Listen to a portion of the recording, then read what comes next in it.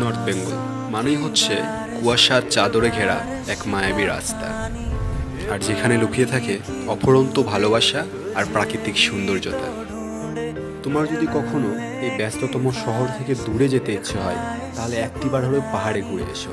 আর পাহাড় মানে আমাদের পশ্চিমবঙ্গবাসীর কাছে শুধু নর্থ বেঙ্গল, দার্জিলিং, কালিম্পং অথবা কার্শিয়াং। সেখানে গেলে না প্রাকৃতিক সৌন্দর্য যে কী, প্রকৃতি যে কেমনভাবে তার সৌন্দর্যকে লুকিয়ে রাখতে পারে, কতটা যে মায়াবী হয় প্রকৃতির ভালোবাসা, সেটা তুমি বুঝতে পারবে। তোমার মনে হবে নর্থ বেঙ্গলে গিয়ে আমি যদি পাখি হতে পারতাম, কিংবা আমি যদি পাখি হয়ে যদি জন্মগ্রহণ করতাম এই জন্মে, তাহলে হয়তো এই জায়গায় এসে আমার বাসস্থান নির্মাতা করতাম। সত্যি জায়গাটা অপরূপ সৌন্দর্য। আমার মনে হয় এটাকে স্বর্গ আখ্যা দেওয়াটা উচিত, কারণ এখানে এলেই মানুষ তার সমস্ত ক্লান্ততা, সমস্ত ডিপ্রেশন, সমস্ত টেনশন লাইফ থেকে একটা অন্য জগতে বিরাজ করে তার নিজেকে কয়েকটা সময়ের জন্য। এখানে এলে মনে হয় যেন কোথাও একটা হারিয়ে গিয়েছি আমি, আমার নিজেকে খুঁজে পাই এখানে এলে। সেই জন্যে দার্জিলিং আমাকে এতটা ভালো লাগে, আর নর্থ বেঙ্গল এতটা ভালো লাগে। এখানকার মানুষজন, এখানকার এলোমেলো রাস্তা, পাহাড়ের বাঁক, সানরাইজ, কখনো কুয়াশা আবার কখনো বা বৃষ্টি ভেজা রাস্তা, এই সব মিলিয়ে না একটা অদ্ভুত শান্তি, একটা অদ্ভুত নিস্তব্ধতা।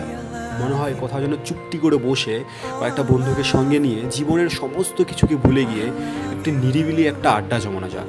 কখনো বা আগুন জ্বালিয়ে পাহাড়ের কোনো এক বাঁকে বসে বাইকগুলোকে দাঁড় করিয়ে রাখিয়ে জীবনকে তুচ্ছ মনে করে এখানে চুপ করে বসে থাকে ঘন্টার পর ঘন্টার সময় কাটিয়ে দিই। এই সব কিছুই জীবনের একটা উপলব্ধি করে তুমি নর্থ বেঙ্গলে গিয়ে। তুমি হারিয়ে যাবে পাইন গাছ আর বাবলা বনের নিবিড় পাহাড়ায়, হারিয়ে যাবে পাহাড়ের ওই একোবেকো রাস্তা, কখনো বা সেই পাইন বনের এলোমেলো বাঁকে।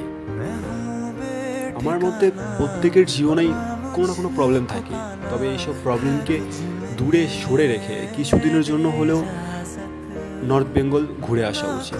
বিশেষ করে যা গরম পড়েছে এখন, এই গরমে তো নর্থ বেঙ্গলের মতন বেস্ট জায়গা আর মনে হয় না বাংলায় অন্য কোথাও আছে, আমার যা মনে হয়। কারণ কলকাতার ব্যস্ততম রাস্তা, কংক্রিটের দেওয়াল, সেই আলোয় ভর্তি শহর, ওইটা একটা মানুষ ঠিকঠাকভাবে স্বাধীনভাবে চলতে পারে না যতটা নর্থ বেঙ্গলে এসে চলতে পারবে। তাই সবশেষে তোমাদেরকে একটা কথাই বলতে চাই, একটিবার হলেও পাহাড়ে ঘুরে এসো। দেখবে সব মন খারাপ আর সব ক্লান্ততা কোথায় যেন হারিয়ে গিয়েছে।